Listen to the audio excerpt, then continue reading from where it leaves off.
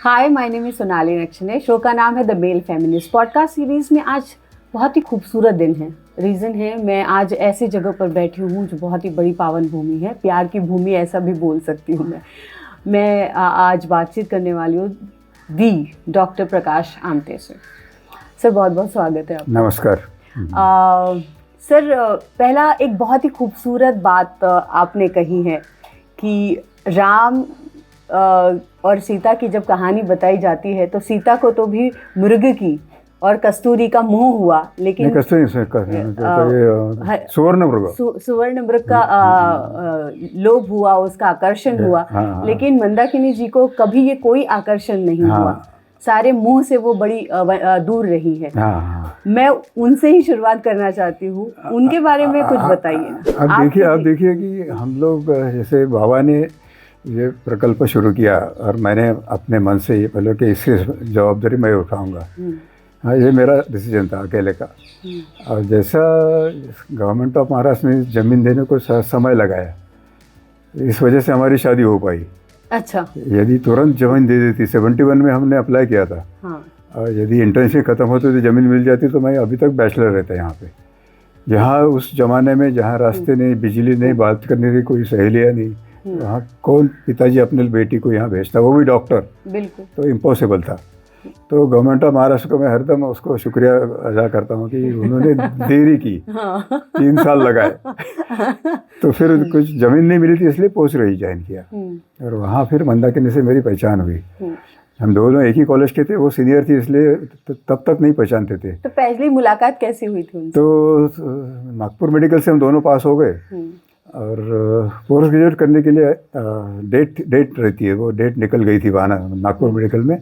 और मंदाकिनी देशपांडे उसका नाम जो, अच्छा, हाँ, पहले का सन। तो उसको वहाँ सीट नहीं मिली अनस्थेशिया में। तो सेवाग्राम मेडिकल नया खुला था, उसमें पोस्ट खाली थी।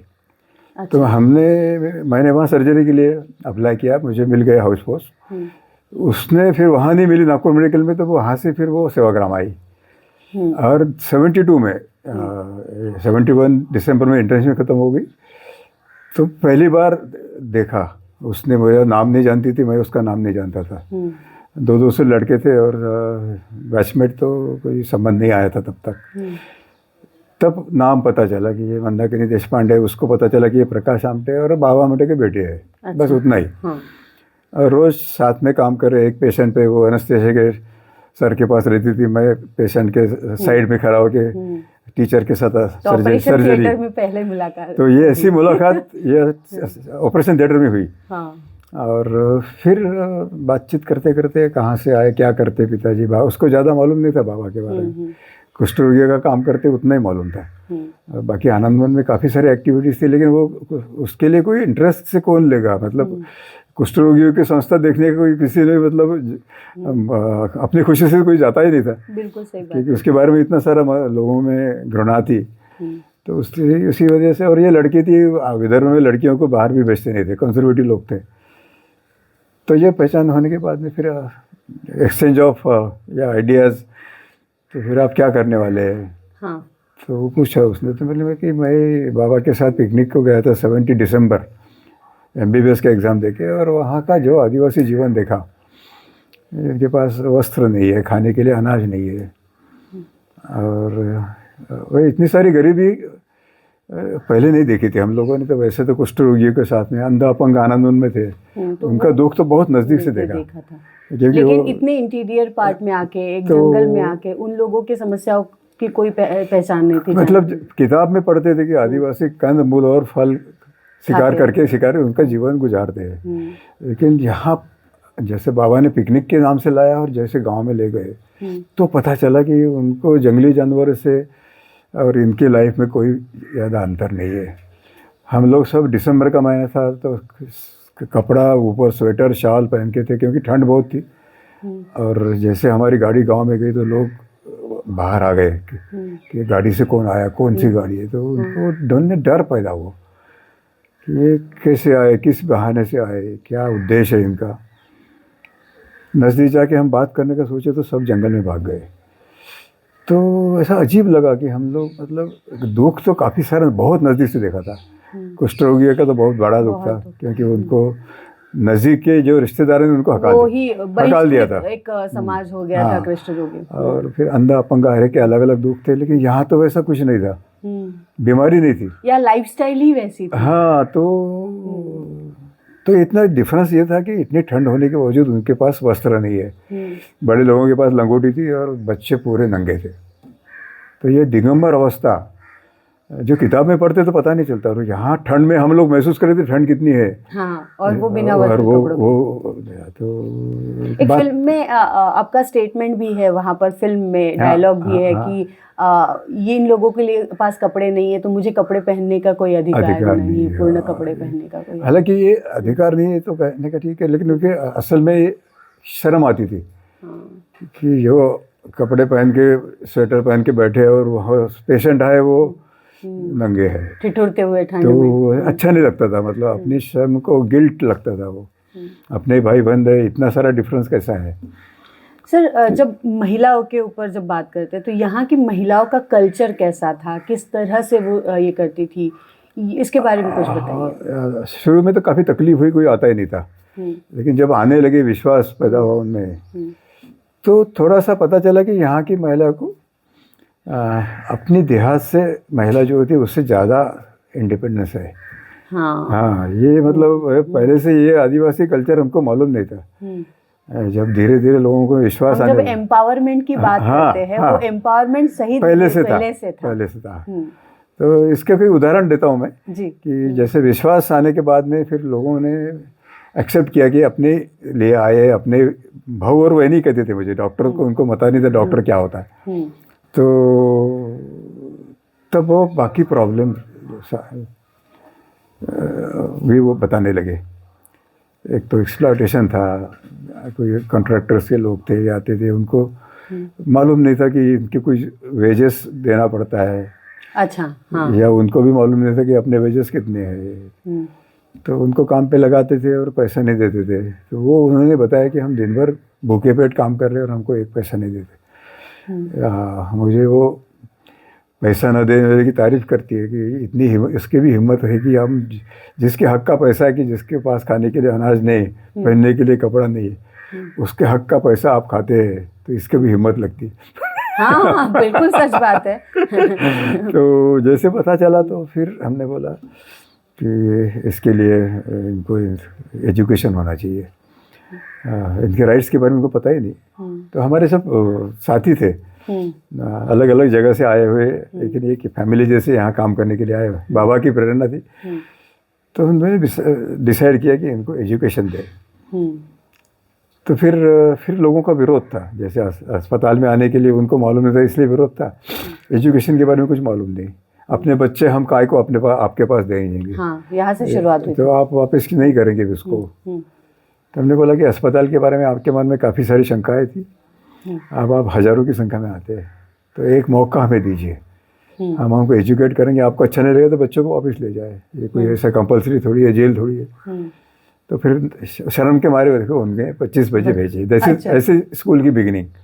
तो उसमें 2 लड़कियाँ थी पहले, 23 बच्चे। अच्छा, हाँ, शुरू में तो 2 ही लड़कियाँ थी। तो एजुकेशन का मतलब ही मालूम नहीं। हाँ, तो फिर वो काफ़ी कुछ बच्चे तो भाग भी गए, उनको वो थोड़ा सा डिसिप्लिन लाइफ अच्छा नहीं लगा। हाँ, बंद कमरों में पढ़ना। तो बाकी जो रहे उनको लगा कि यहाँ एजुकेशन के साथ साथ खेती पढ़ा रहे, क्योंकि उन खाने के लिए अनाज नहीं तो खेती अनाज कैसा होगा, तो उनको पढ़ाया हमारे कहा। खूबसूरत बात है। और मैंने ये सुना भी है और पढ़ा भी है कि जब खेती करते तो यहाँ की महिलाएं जो है वो ज्यादा अग्रसर होती है खेती में, और जो बल वाले काम होते हैं, जो पावर वाले काम होते हैं, वो भी ज्यादा महिलाएं करती। तो क्या तो इसमें क्या होता है कि हम सबको लगा कि एजुकेशन से फायदा होगा। पहले साल थोड़ा सा दिक्कत हुई, मतलब विश्वास, बाद में लड़कियों का प्रमाण बढ़ गया। और फिर गांव में जो समस्याएं होती है, तो इनकी गांव पंचायत होती है। इनको बाकी तो कोर्ट मालूम नहीं, कोर्ट ऑफ भारतीय संविधान में जो कानून है उसका तो कोई संबंध नहीं था। तो गांव का प्रॉब्लम कैसा शुरू है, तो वो गांव में पंचायत होती है। तो पंचायत के पास जब लोग गए तो उसमें बैठक होती है, और उसमें कुछ सोल्यूशन कंसेंसस से, मतलब सहमति से निर्णय लेते हैं, और वो सब लोग मानते हैं। तो उसमें समझो लड़की की शादी हुई और उसका जो हस्बैंड अच्छा नहीं बर्ताव करता है या दारू पी के कुछ मारता है, तो वो बोलती है मैं इसके पास नहीं रहूँगी। हालांकि यहाँ ऐसी पद्धत है कि शादी के वक्त लड़का और उसके पिताजी ने लड़की के पिताजी को कुछ जो भी है उसको दावरी के तौर देना पड़ता है। उल्टा है। क्या बात कर रहे हैं? हाँ। मतलब लड़की को दहेज मिलता है। दहेज मिलता है, तो दहेज इन सेंस वो शब्द नहीं है यहाँ पे, लेकिन उसमें कुछ काइंड में पैसा भी नहीं था। कुछ चावल दिया या कुछ, या बस फॉरेस्ट में जो कुछ मिलता है उसको दिया। और यदि कुछ नहीं रहा उसके बाद देने के लिए, जो होने वाला हस्बैंड और उसके पिताजी के पास यदि नहीं हुआ, तो फिर वो शादी तय करने के बाद वो 2 साल का उनका करार होता है कि वो उनका जो जवाई बनने वाला है उसने ससुर के घर में 2 साल काम करना। क्या बात है। हाँ। तो ये बड़ा अच्छा था। हाँ। तो यहाँ अपने यहाँ सिटी में हमने देखा था कि हुंडे के लिए काफ़ी तकलीफ देते हो वाइफ को और डॉटर इन लॉ को। मैं अक्सर कहती हूँ क्योंकि मैं गढ़चिरौली जिले में आती जाती रहती हूँ, मैंने कई डॉक्यूमेंट्रीज के लिए मैं यहाँ पर आई हूँ, तो जब शहरी लोगों से बातें करती हूँ तो उनको बताती हूँ कि यहाँ पर जो वुमेन एम्पावरमेंट है या फिर यहाँ की जो प्रथा है, हम जिसमें डेवलपमेंट बात करते हैं, जैसे लिव इन रिलेशनशिप की बात है, हम बाद में करेंगे, तो यहाँ पर ये है लड़की अपना पति खुद चुन सकती है। ये खूबसूरत बात यहाँ की है। तो वो घोटुल के बारे में बताइए ना सर। घोटुल की परंपरा है, मतलब वो तो पहले थी जहाँ से जैसे बाहर से दुनिया से संपर्क नहीं था, धीरे धीरे सोचा गया कि आदमी की जैसे आदत होती कि इमिटेशन करो। लेकिन घोटुल मतलब तो घोटुल में यह था कि वहाँ सब जब बच्चे और मतलब लड़के लड़कियाँ कोई पूर्णिमा के दिन हो या ऐसा कुछ वहाँ पे इकट्ठा होके नाचेंगे गोल, और वहाँ अपना पार्टनर चुनेंगे। और उसमें लगा कि उनकी वेवलेंथ जमती है तो बाद में फिर शादी होती थी। तो ये असल में पुरानी संस्कृति थी उनकी। और उसमें भी यदि कुछ प्रॉब्लम आ गया बाद में, वो मैं जैसे बताया कि उनमें झगड़ा हो गया है, तकलीफ दे रहा है, तो वो गांव पंचायत में खुद होके जाती है कि मैं इसके पास नहीं रहूंगी अभी। उसके पास वो अधिकार है बिल्कुल कि वो पंचायत में खुल्लम खुल्ला वो अपना अन्याय के खिलाफ वहाँ आवाज़ उठाती है और वो पंचायत को सुनना पड़ता है। अब पंचायत में जैसे देखने के बाद पता चलता है, दोनों साइड रहती है कि इसमें हस्बैंड का दोष है, तो उसको बोलता है कि आप उनको आपको वार्निंग दे रहे हैं, वो तो आपके पास रहने वाली नहीं है, लेकिन हम पंचायत उसको बता सकते हैं कि आप अच्छे बर्ताव करेंगे तो आपका इकट्ठा रहने के लिए हम परमिशन दे सकते हैं। यदि आपने वैसे ही बर्ताव किया तो फिर हमारे हाथ में नहीं है, वो आपसे तलाक ले लेंगी, अलग रहेंगी। मतलब जो हम बोलते हैं कि डेवलपमेंट शहरों में है, वो डेवलपमेंट वहाँ नहीं है। यहाँ बहुत ही प्रैक्टिकल है ये। जैसे वो भी है कि अनमैरिड प्रेगनेंसी हो सकती है, घोटुल का मैंने बताया जैसे, बिल्कुल, तो वो टैबू नहीं है। जैसे अपने शहर ने हमने देखा था कि अनमैरिड प्रेगनेंसी वो सुसाइड तक जाती है, सुसाइड तक जाती है, बच्चे ऑर्फनेज में पलते हैं, बहुत चीजें हैं। हालांकि इतना गलत सिस्टम है ये कि जिसका दोष है वो तो छूट जाता है, और ये अनफॉर्चुनेटली प्रेग्नेंट हो गई तो उसका सुसाइड करना पड़ता है। ये अपनी संस्कृति। हाँ, लेकिन आदिवासी की संस्कृति यहाँ वो बोलती है कि अभी ये हमारे को शादी नहीं करना चाहता है तो आप मुझे न्याय दो, तो वो पंचायत होती है। तो उसी को मालूम होता है रिस्पॉन्सिबल कौन है। तो यूजुअली वो तो डिनाई नहीं कर सकता कि तो, लेकिन मुझे शादी नहीं करना, वो बोलता है मैं नहीं करना है, नहीं करना है, तो उसने दंड दो उसको, उसकी जो इज्जत गई है, तो वो या तो हस्बैंड होने वाला या उसके पिताजी जो भी पंचायत तय करे, कैश और काइंड में जाता था तब, फिर थोड़ा सा कैश, तो उसका दंड दिया तो उसकी इज्जत भी भर के आती है लड़की की, और वो नया हस्बैंड ढूंढ सकती है। हाँ, और उसको मतलब दूसरी शादी करने भी टैबू नहीं है यहाँ पर। टैबू नहीं, वो ढूंढती है, और वो होने वाला हस्बैंड को भी वो प्रेग्नेंट है इसका कोई दुख नहीं है। कितना एक्सेप्टेंस है, कितना, मतलब ये प्रैक्टिकल है। बेसिकली यह है कि समाज में रहना है तो कुछ उसका सॉल्यूशन होना चाहिए। हालांकि ये वेस्टर्नाइज है थोड़ा सा, तो सोचा जाए तो वेस्टर्न वही बात पर कर रही थी मैं कि ये हम जब बोलते हैं कि ये कल्चर वेस्टर्न कल्चर है, पर ये वेस्टर्न कल्चर नहीं है, ये हमारे आदिवासियों का ये प्राइम मतलब सालों से सदियों से सदियों से। तो हमारे मतलब हम लिव इन रिलेशनशिप की बात करें या लेकिन प्री मैरिटल प्रेगनेंसी की बात करें तो ये सारे एक्सेप्टेंसेस है और महिलाओं को सारे अधिकार है। ये कितनी खूबसूरत बात है इस कल्चर की। लेकिन हेल्थ के मामले में बहुत इश्यूज है यहाँ पर आपके भी। नहीं, हेल्थ के मामले में क्या था कि वैसे कोई रिसर्च नहीं होता। वो पारंपरिक जो पुजारी होते हैं तो उन्हीं के पास जाते थे, तो लिमिटेशन है उनमें, कोई मतलब रिसर्च नहीं था। मंत्र तंत्र करो या कुछ झाड़ पाला तो काफ़ी है, उससे का दवाई दे के देखो। और घर घर में वो पुरानी जो मतलब औरत होती है एक्सपीरियंस डिलीवरी का, यूजुअली अपनी जो झोपड़ी के पीछे डिलीवरी भी सिटिंग पोजीशन में होती थी यहाँ पे। अच्छा। वहाँ था कि यहाँ तो टेबल नहीं, खटिया नहीं थी, वैसे सिटिंग पोजीशन में। और जिसमें कोई तकलीफ हो गई तो या तो मर जाती थी, तो दूसरी जगह नहीं ले जाना इम्पॉसिबल था, मतलब जहाँ सुविधाएं होती। तो जैसे हमारे में विश्वास आ गया तो फिर वो हमारे पास ले रहे। डिफ़िकल्ट जो डिलीवरीज है वो यहाँ लाते थे, कटिया पे उठा के। आपके चैलेंजेस कैसे थे सर जब इन लोगों के हेल्थ से साथ में डील करना, क्योंकि 1970 की बात कर रहे हैं, 73 की बात कर रहे हैं ना, वहाँ से लेकर तो उस वक्त की क्या चैलेंजेस थे? उसमें क्या था कि जैसे वो भी एक था कि यहाँ तो वैसे कपड़े कम पहनते थे, लंगोटी और या तो थोड़ा सा, लेकिन लड़कियों को या औरतों को मेल डॉक्टर, मतलब मैं मेल, मंदाकिनी फीमेल, तो उसमें संकोच नहीं था डिलीवरी करवाने से। जो आज भी सिविलाइज एरिया में मेल गायनेकोलॉजिस्ट, मुझे शौक के ऊपर शौक दे रहे हैं। तो इसके पीछे लॉजिक क्या था? हम अपने मान लिए इनको, या माँ बाप जैसे ही है, माँ बाप के सामने शर्म कैसी, क्या बात है ना, सिंपल लॉजिक।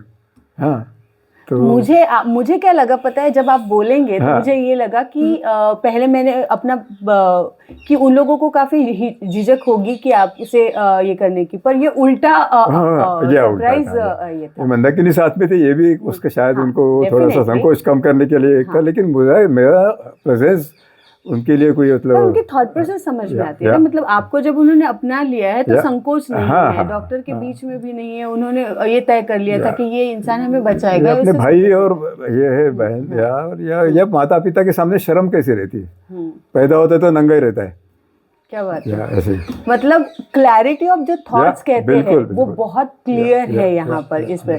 तो मतलब आपको ऐसी महिला याद है जिससे आप बड़े प्रभावित हुए थे इस क्षेत्र की?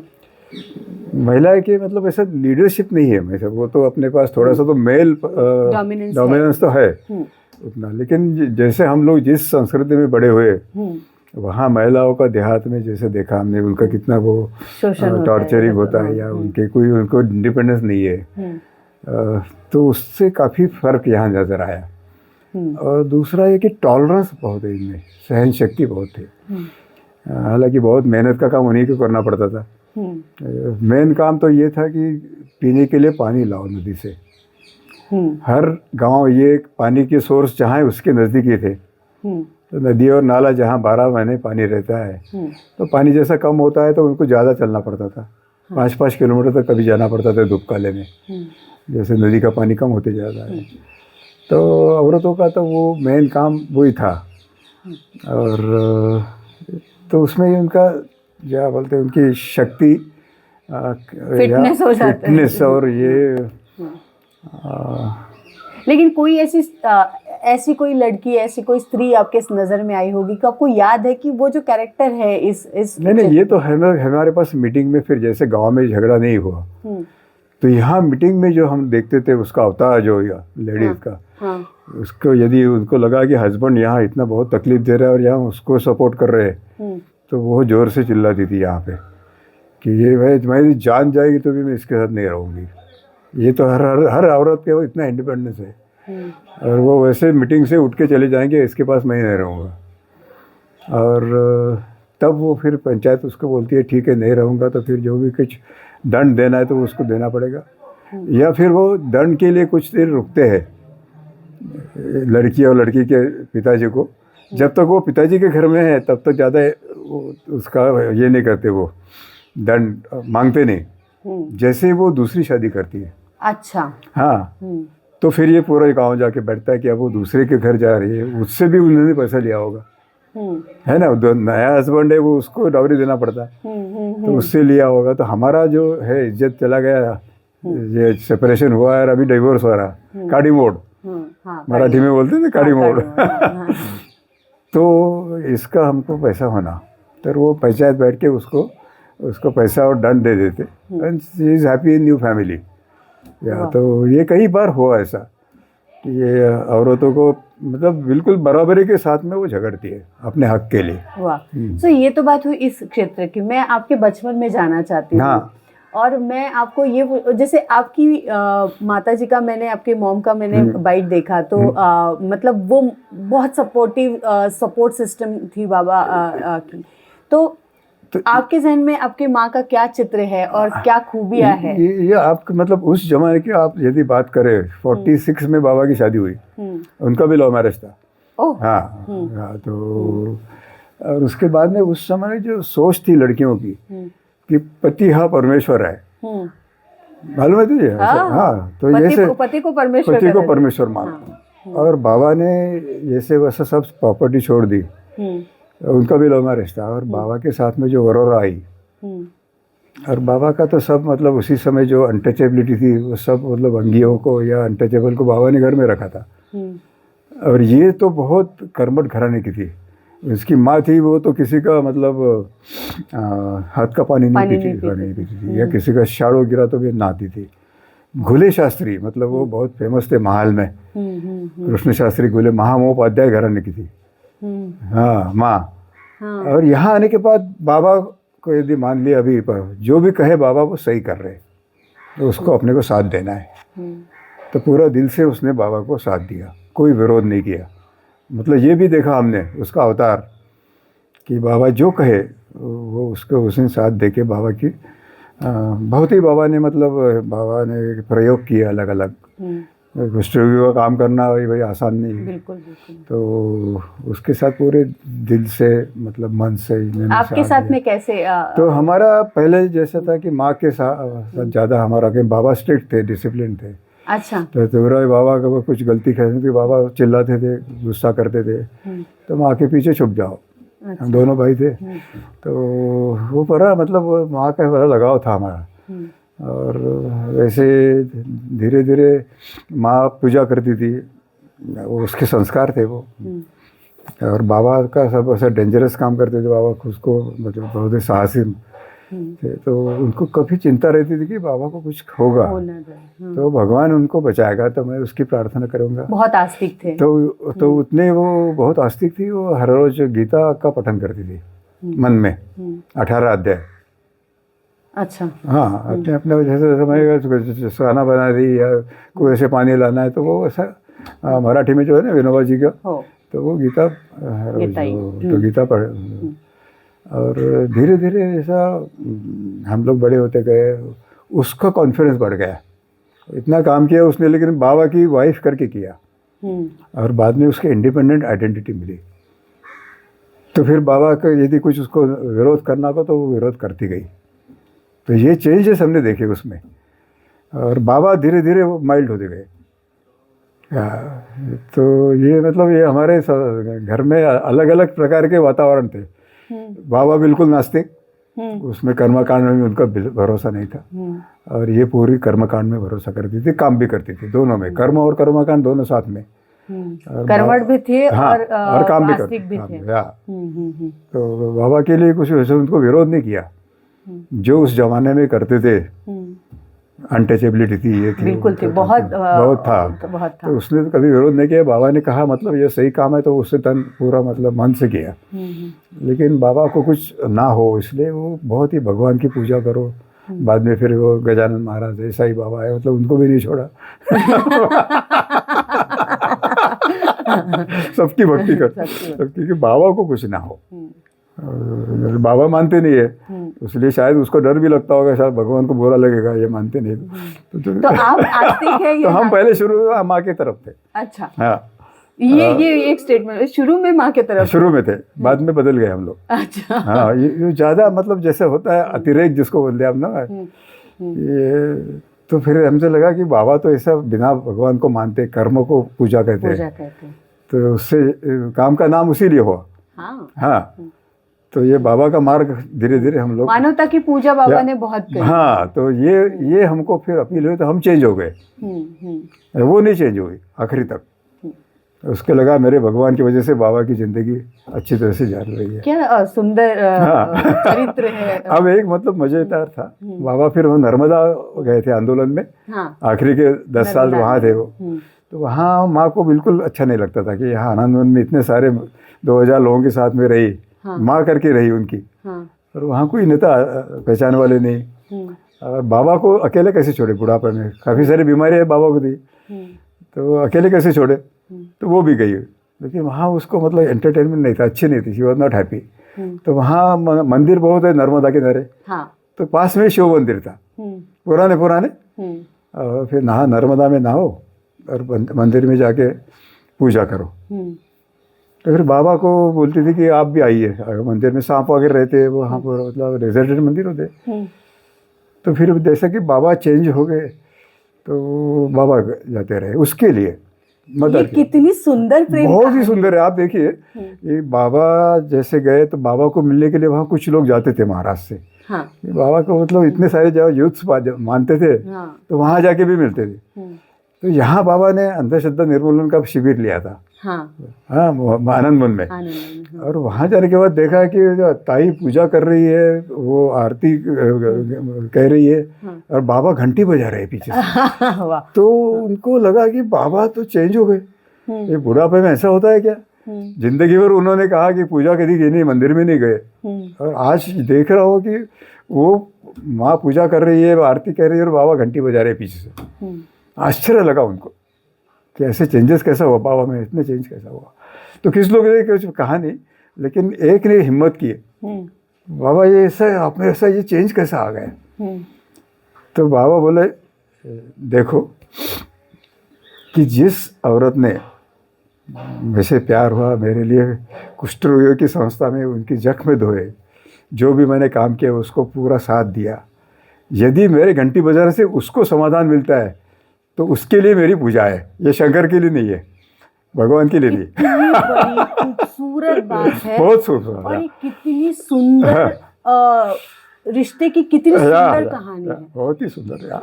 मतलब वो बाबा का वो जेस्चर था उनके प्रति, उनकी श्रद्धा है तो उनकी श्रद्धा के साथ लोग क्या कहेंगे इसका उन्होंने सोचा नहीं कि भाई मेरी इमेज है, इमेज है कि मैंने तो अंधश्रद्धा निर्मूलन के लिए काम किया, मैंने कभी अभी तक आज तक भगवान के पूजा नहीं की या जो भी है, लेकिन उन्होंने एक की पूजा की, साधना की। मैं साधना की पूजा है। वाह वाह, खूबसूरत बात थी।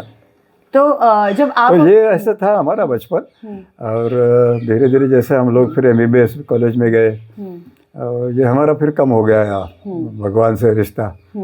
तो आप अभी मैं क्या कहूँ, आप आस्तिक है या कैसे? मैंने सोचा ही नहीं, मतलब आस्तिक तो नहीं है, मतलब हमने खुद के मंदिर में कभी गया नहीं। अच्छा। लेकिन मंदा तो वैसे आस्तिक घराने से, ये बहुत ही मतलब वो तो मतलब तो कहीं ना कहीं चरित्र जो है बाबा और माँ का, वही चरित्र आपके भी बीच में है। हाँ, तो फिर थोड़ा सा फर्क ये है कि मंदा तो पूजा पाठ करती थी, मंदिर में जाता, और उसके साथ में मैं भी बाहर जाके उसकी चप्पल और ये संभालना, पर्स मंदिर में जाके। तो मतलब ताकि उसको टेंशन ना रहे, चप्पल भी उठा ले।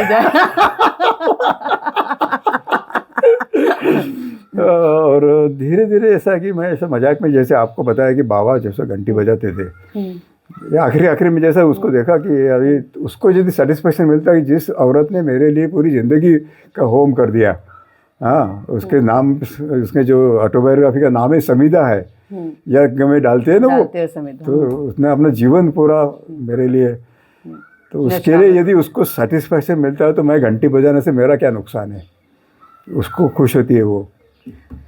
तो मैं कहता था कि मुझे ऐसा मौका नहीं आना चाहिए तो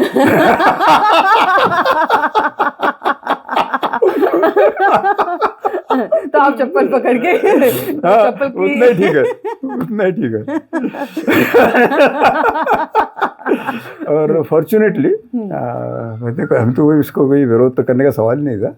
धीरे धीरे वो जस्ट रिचुअल बन गया, और उसका भी ये क्या आस्तिक जो था उसका, जो शुरू में माँ के लिए करते होगी, मेरे माँ के लिए, उसके माँ के लिए, और धीरे धीरे जैसे इंडिपेंडेंट काम करने लगे, और यहाँ जो भी क्या काम करते करते जो रिस्क आया होगा, ये होगा, तो यहाँ कोई भगवान ने कुछ मदद नहीं की, हमको अपने करना पड़ा खुद की। जो भी कोई संकट आए होंगे उस समय, उससे कोई भगवान से वो कोई बोलते हैं ना, पर भगवान भी उसकी मदद करता है जो अपनी खुद की मदद करता है। होगा, पता नहीं, मेरे को अपना अभ्यास नहीं है। ये मैं कुछ ऐसा अध्यात्म में पढ़ा नहीं। 25 साल उम्र में यहाँ आए, जब तक मतलब किताबें मेडिसिन की पढ़ रहा था, और सीधा यहाँ आ गए। यहाँ आने के बाद में पूरी रिस्पॉन्सिबिलिटी आ गई। तो यहाँ पूछ भी नहीं सकते थे बाबा ताई को, आप यहाँ कैसे करिए, संकट आ गया मेरे ऊपर, टेलीफोन नहीं, बिजली नहीं, रास्ता नहीं। तो आपकी जो है प्रॉब्लम अभी मुझे आपके नजरिए को सुन के इतना मजा आ रहा है, और एक नई सोच पता चल रही है, बहुत ही खूबसूरत। आप बोलते रहिए। तो मंदा धीरे धीरे मतलब वो पूजा करती है, लेकिन वो रिचुअल है, मतलब वो अभी मतलब पूरा छूटा नहीं उसका, लेकिन ये बाय एंड लार्ज उसका विश्वास कम होते गया। और यदि पिछले साल जैसे मुझे कैंसर हुआ था, ब्लड कैंसर, तो हम लोग 3 महीना दीनानाथ अस्पताल पूना में, जल्दी वो रिस्पॉन्स नहीं दे रहा था, कीमोथेरेपी बाद में भी। मैं उस वक्त आके गई थी। तो वहाँ हम दोनों एक कमरे में बंद थे, इन्फेक्शन ना हो, ब्लड कैंसर से काउंट कम हो जाता, और काफ़ी ऐसे बातें करते करते भी इन्फेक्शन हो सकता था, इसे किसी को एंट्री नहीं थी। और जैसे भी खाना आता था तो 3 जगह उसको बॉईल करके या ऑटोक्लेव करके स्टरलाइज करके लाते थे। सिर्फ डॉक्टर आता था और नर्सेस कपड़े बदल के आते थे, पीपीई किट जैसा। हाँ, तो 1 महीना कैसे गुजारा होगा, बाकी कुछ करने का नहीं। अच्छा, वो आपका इतना हेक्टिक शेड्यूल रहता है। हाँ, तो 10 किलोमीटर मेरा आज भी चल के आया मैं। हाँ। वहाँ 10 फीट चलना होता था टॉयलेट तक, उसका भी और मेरा भी, हम दोनों साथ में ही जाते रोज। तो कैसे फिर तो समय उस तरह से मुझे ऐसा लगा कि इसमें कुछ प्रॉब्लम आ गया, मेरा तो ठीक था। और तो उसने कुछ किताबें लिए थे पढ़ने के लिए, और पूरा काम, कॉफ़ी बनाना है, बर्तन मांजना है, तो उसको बहुत समय लगाती थी वो, ताकि टाइम कट जाए। अच्छा, है ना। हाँ, एक ही बार एक ही बर्तन ले जाके और धो के लाना, फिर दूसरा ले जाए। तो धीरे धीरे मतलब बातें करके तो कितना करेंगे, मैं तो बीमार भी था, ऐसे 50 साल साथ में ही थे, और आप क्या बातें करेंगे। तो वो महीने में उसने भगवान की भी याद नहीं आई, मतलब वो पोथी पढ़ते या कुछ पढ़ते ना, तो वो माता जी तो हमारे आखिरी दम तक, बाबा जो मृत्यु होने तक उसने कुछ वो लगाया था, जय स्वामी समर्थ, ये होता है ना रिकॉर्डेड। तो उसकी जो आखिरी तक ये था कि बाबा के पहले मैं जाऊंगी, मतलब इच्छा थी। तो मुझे भी थोड़ा सा ऐसा डर लगता था कि इसमें कुछ ऐसा होगा कि बदलाव नहीं, नेचुरल, ये बदलाव नहीं है, नेचुरल था। लेकिन वो नहीं किया उसने, नहीं, ना कोई भगवान की याद किया है, ना कोई इस तरह से काम में, वहाँ भी काम में उसने व्यस्त रखा अपने को।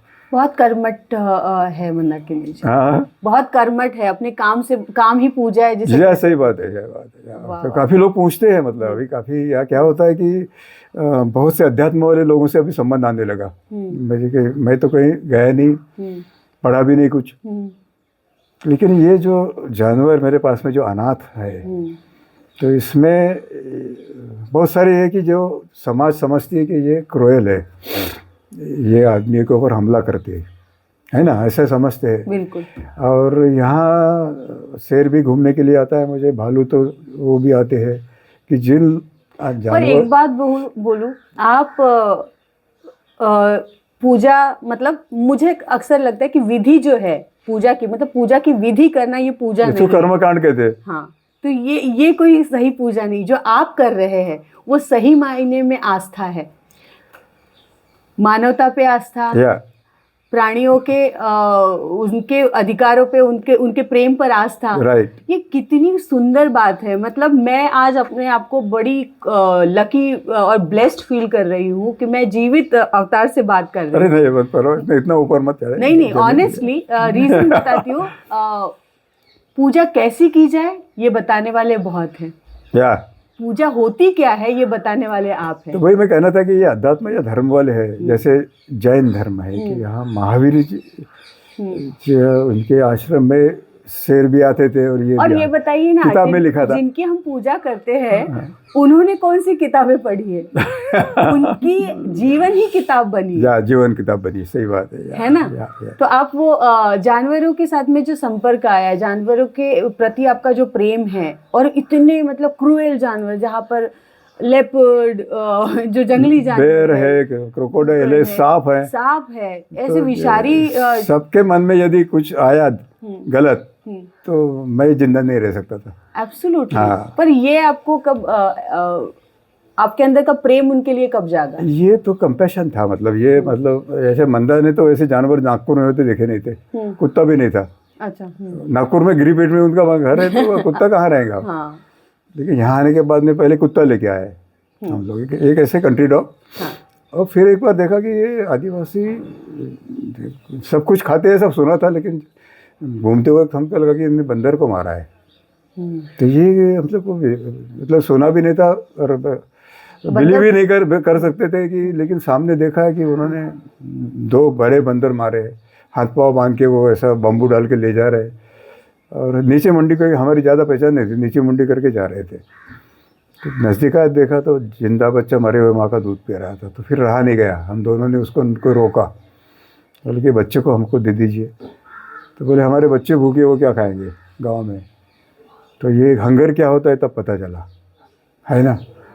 जैसे हम लोग को पूरा रेडीमेड मिलता है तो पता नहीं चलता है हंगर का, भूख तो क्या हो। भूख क्या होती है। तो फिर इन्होंने बोला कि यार इसके खाने के लिए हम चावल देंगे, ले जाओ हमारे घर से आके चावल ले जाओ। या तो फिर वो बंदर का बच्चा पहला जानवर आया है, उसको कैसा बड़ा करना ये मालूम नहीं था। पाउडर का दूध बोतल में डाल के वहाँ पर भी एक और माँ और बच्चे की कहानी। बिल्कुल, वहाँ से शुरू हुई। और फिर उनके जैसे अस्पताल में पेशेंट आते हैं कि आदिवासी, तो हम जो हमारी भी झोपड़ी थी सामने खुले में रहते थे, ये कुत्ता बंदर ये, तो वो देखते बड़े इंटरेस्ट से देख रहे थे कि कुत्ता बंदर की भी ये दोस्ती हो गई। हालांकि वो कुत्ता बंदर को मारता है, यहाँ उल्टा देख रहे थे वो। और फिर उनको बोलते थे कि ऐसा अनाथ बच्चा होगा तो आप उसको मत मारिए, उसके बदले में आपको हम अनाज देंगे, आपको जो भी ज़रूरत है। तो वो वैसा सिलसिला शुरू हो गया तो कि वो फिर हिरन का बच्चा है, फिर भालू का बच्चा है, फिर तेंदुआ का, सब ऐसे छोटे छोटे बच्चे आए। और वो जैसे एक साथ जब आए शुरू में, तो वो सब इकट्ठा नदी पे घूमने आते थे। उसमें कुत्ते थे 2, एक लेपर्ड, एक भालू। लेपर्ड भी आपके साथ में नदी तक घूमने आ रहा है, खुले में। घर में रहते थे और ऐसे हम लोग घूमने जाते सुबह शाम, तो हमारे साथ में वो भी आते थे। तो ये बारात पीछे आ रही थी और यहाँ कोई व्हीकल नहीं था, यहाँ कोई सिविलाइज आदमी रहते थे, तो हम भीड़ नहीं थी रास्ते पे, सेफ था।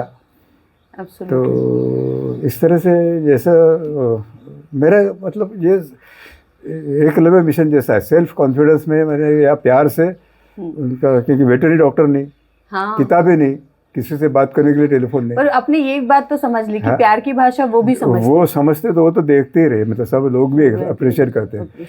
हर जानवर राह देखता है, हालांकि वो सब खुले रह सकते थे, लेकिन आप लोगों की सेफ्टी की वजह से उनको अंदर रखना पड़ा। बच्चे आते हैं, विजिटर्स आते हैं। अब आप इसके आगे का जीवन कैसे देखते हैं? जैसे कि असल में यदि सही बताया जाए तो यहाँ तक पहुँचेंगे ये भी हमने इमेजिन नहीं किया था, कोई ऐसा कोई प्लान नहीं था। वो विनोबा भावे का एक ये है कि चरे वहती चलते रहो। तो आपका जीवन भी वही उसी तरह, कोई प्लान नहीं था। हम लोगों की प्रॉब्लम्स हो गई, समस्याएं देखते हुए और कार्य करते के साथ, मतलब यहाँ जो आए वो एक फैमिली के बन गए। और ये सिंप्लिसिटी जैसे वो भी कंटेजियस है। यहाँ के सब लोग बड़े सिंपल रहते हैं, सिंपल खाना खाते, जो भी है। कम्युनिटी किचन है, उसमें क्या बनता हमको घंटी बजने तक पता नहीं चलता। आज क्या कौन सी सब्जी बनाए, कद्दू की सब्जी बनाए क्या नहीं, यह सब्जी भी नहीं तो है। आपकी कभी फरमाइश होती है? कभी नहीं होती है वो, उसको उनकी इंडिपेंडेंट, उनको मंदा ने उनको सिखाया हाँ, ठीक। खाना कैसे बनाए। वो कुछ आदिवासी है वो लड़के, अच्छा। तो जैसे वो उनकी इच्छा हो आज ये बनाएंगे, ये सब्जी बनाएंगे, वो सब्जी बनाएंगे, तो वो उनका इंडिपेंडेंस उनको है। तो ये बहुत ही बड़ा एक मतलब ये उपलब्धि मैं मानता हूँ कि कॉम्प्रोमाइजिंग विथ योर टेस्ट, यदि आप जबान को कंट्रोल में रखो दोनों से, बात करने के लिए और खाने के लिए, तो प्रॉब्लम कम आते।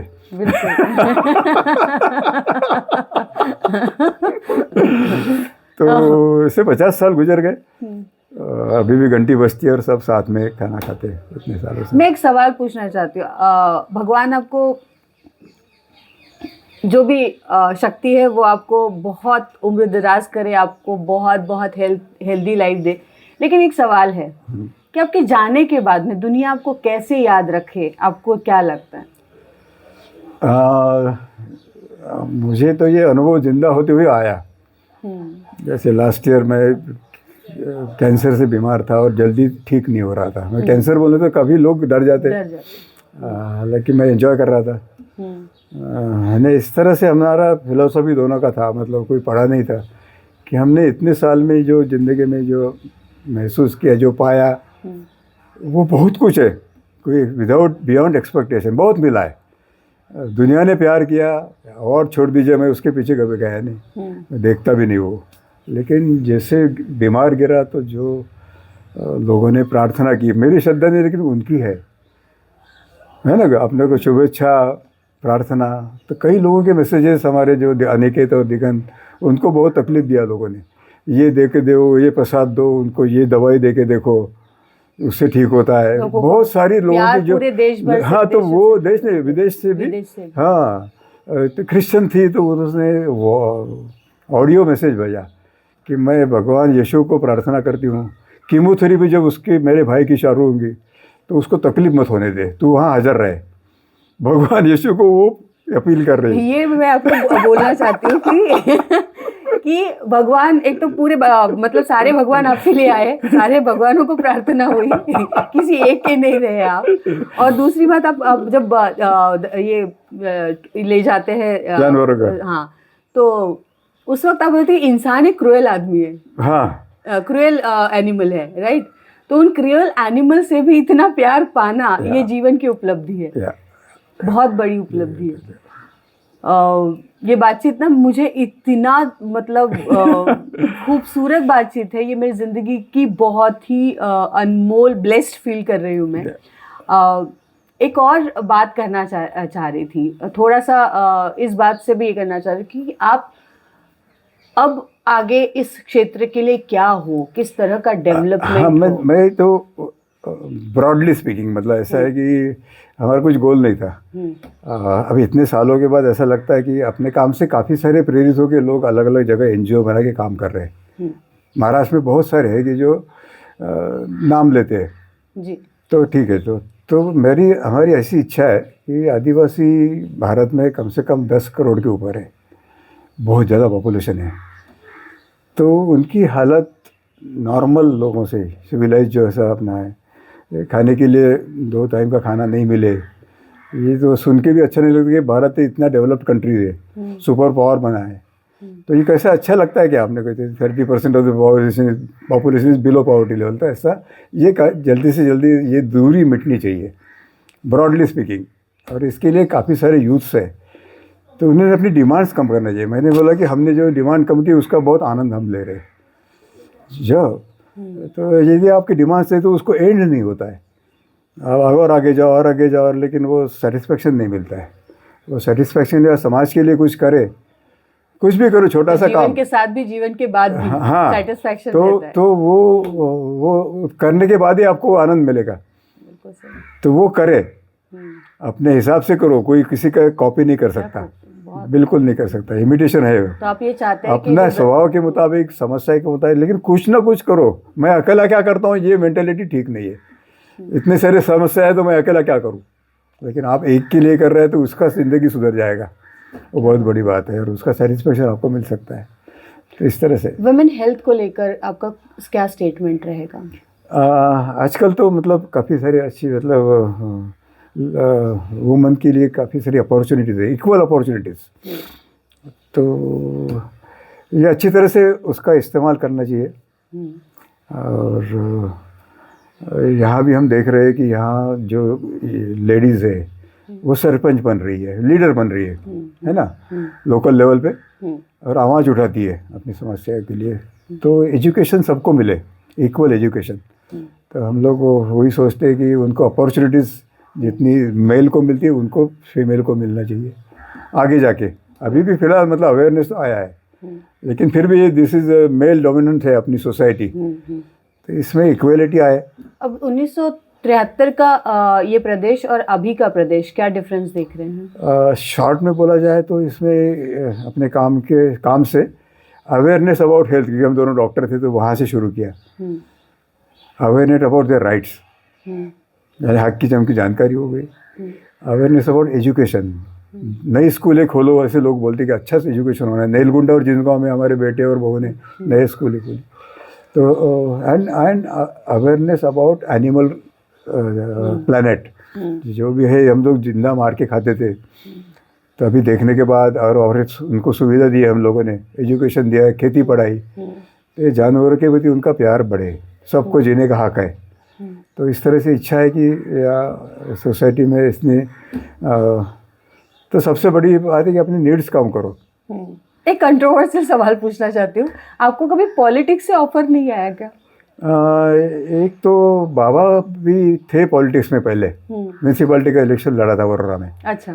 और बाद में उन्होंने ऐसे देखा कि यहाँ पॉलिटिक्स में आप स्पष्ट बोलना लोगों को अच्छा नहीं लगता, सही को सही बताए तो लोगों को दुख होता है। हाँ,